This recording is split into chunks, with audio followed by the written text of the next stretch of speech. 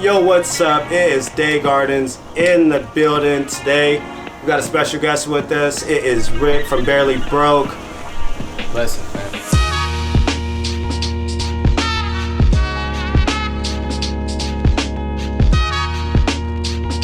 First of all, I want to thank all of you guys for tuning in on the first episode. It's just been amazing. All the replies I've been getting, all the feedback, and all the love I've been getting. I want to say I appreciate you guys. Just keep on following and tuning in. All right, so today, what's up, Rick? How you been, brother? Hey, good to see you. That's good. Good to see you. It's good to have him here today. So we're gonna ask him a lot about what he's been doing with his brand, Barely Broke. He's definitely a community guy, stand-up guy. Every time I seen him, always showed me love. And I think Rick was like one of the first people that was like, yo, that shit is sick, what you doing? That coming from him was like really dope because, you know, I respect my peers. So we're gonna jump into it. All right, so what's up, Rick? Just let everybody know what you've been up to. Let them know about the brand. Yeah, man, I mean, just trying to drop these projects. You know, trying to be essential with the whole situation. So I'm trying to make things that, you know, that are with the times, you know, and speak, you know, the little political issue. The brand's always been about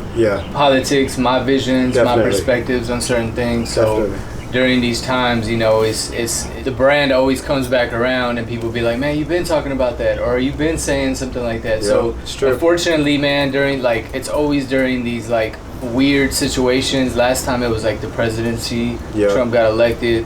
You know, the Born of an Immigrant campaign just like went crazy. Yeah, that was sick. And it's just situations like this that happen.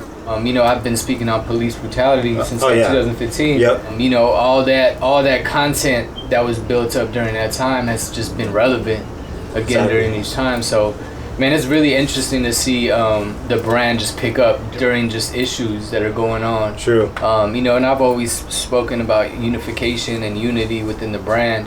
And, you know, these times just call for those things. And, yeah, just building off of that, I have this really big collaboration I've just kind of been tucking away. But it's with a Latin hip-hop artist from the early 90s, Legend.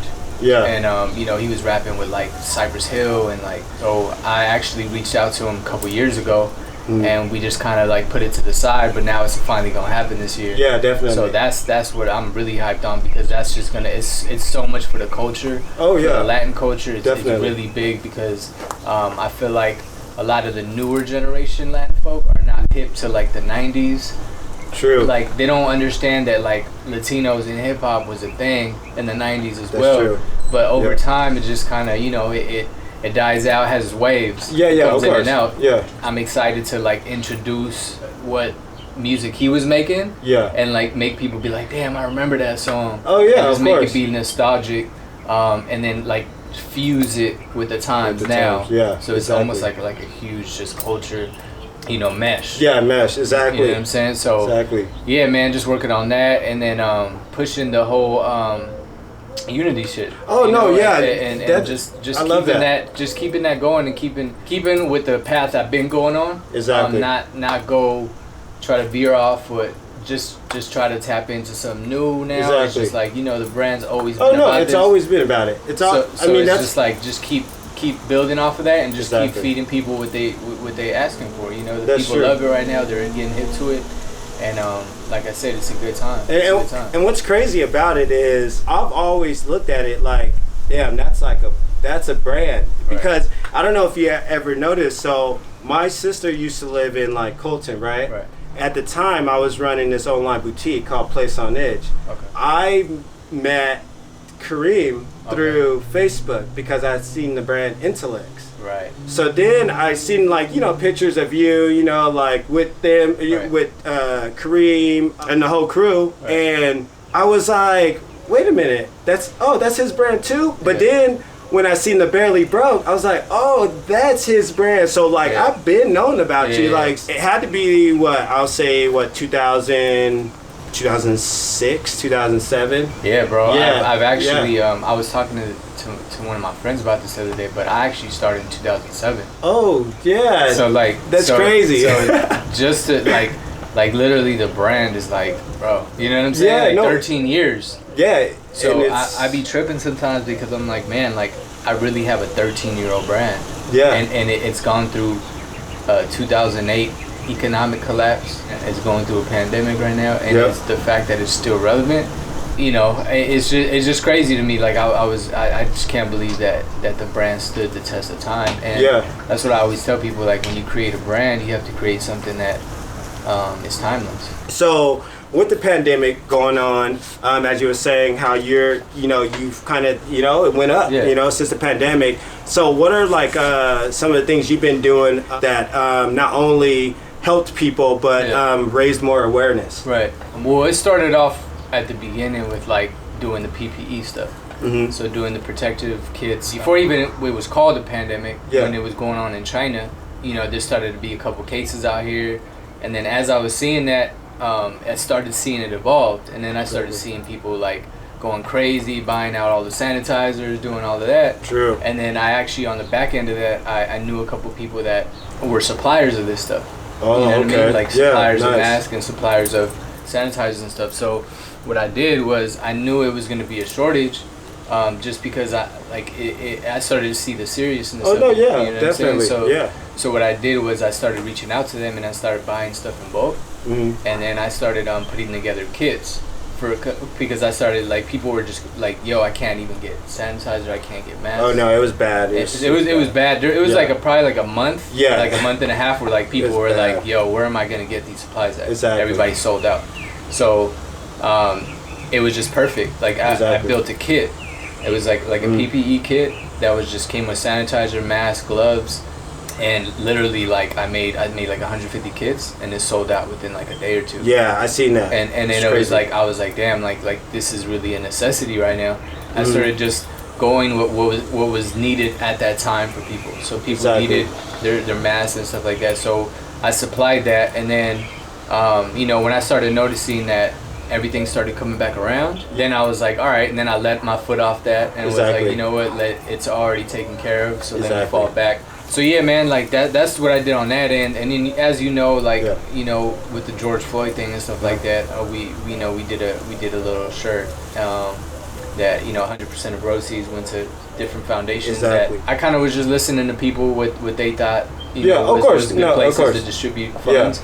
So then I took 4 of the things that I believe that everybody was kind of telling me that they were supporting the most. And then one of them actually was one of my good friends, so I knew his intention was good, so I knew that I wanted to keep him in the loop. And then everybody else kind of voted on the other 3 situations. And then I just distributed funds as they were coming in to these foundations. Nice. And what are the names of the foundation? We did the Know Your Rights with Colin Kaepernick. We did another one with 19 Keys, which is one of my good friends. Oh yeah, I see. Okay, I seen that. Yeah. So he's building he's doing like this thing called Black Receipts with Yelp, and then he's just pushing Black-owned businesses. And then he's doing a lot of stuff within the community to build resources to teach people finances, to teach people about the stock market, teach people about gold. And I just thought it was just a different approach than the other organizations were taking. Definitely. And I thought it was a more, instead of just like, here goes to a donation and it goes into this big pot, he was actually like in the forefront of like going and meeting with these folk and just really just being in the ground. And being grassroots with it. So yeah, man, I mean, those are some that we did, and I mean, it worked out, and then there's other one called Unity as well. And Pop Darby is this other cat that's in that circle. And he's trying to actually buy land and actually do like just do the kind of like a situation you have, self-sustained, just actually stuff that's progressive, and actually like grassroots, like that's what I'm into, man, and that's what the brand's about, is just people that are actually moving, and not just like, yo, I'm gonna go protest, like, send me some bread. I want to see what you're doing. Because there's a total difference. It's tough for me to watch, especially a lot of people, because I see a lot of things, so I'll see, the whole Black Lives Matter flag out and, posting on it on Instagram. But then on the back end, when people are running businesses, why I don't see those faces that you're rooting for. Right. You know what I mean? Not assuming anything, but it's just a question. Right. Why, if you feel so strongly about that, why the business you have isn't at least a Latino face at that, or you know, a black person, or someone just other than Caucasian, right? You know, some things I question now, because I think a lot of people feel like they needed to voice or here and there post something to be like, I'm cool with y'all kind of thing, because that's where it's gotten, I feel. And, you know, for the people like you and other people that I follow that are really sincere and just from the heart with it, it's amazing to see, and these the people that I want to spend my money with or do business with anyways. So I want to give a shout out to Just Water. Thank you so much for supporting the show. I couldn't thank you enough. I appreciate you, and this is the best damn water I ever had. Thank you. With all that said, I appreciate Rick again for being here. He really shed a lot of light on a lot of things. Make sure you guys follow him. So let everybody know where they can find you, your websites and things like that. You can find me on Instagram, Born of an Immigrant. You could also go on the website, barelybrokela.com. Yeah, and I mean, everything's on the site. We have a couple other projects in cannabis and men's grooming. Everything's being rolled out pretty much this year, but it's all under the same umbrella. So yeah, you can find it there. All right, I want to thank you guys again, and Rick, I want to thank you, brother. Thank you so Appreciate much, you so much. Great things coming from him, so definitely tap into that follow button. As we're about to end this, I appreciate you guys for tuning in to Garden Talks, and remember, we're always growing and we're forever learning, so don't stop here. Peace.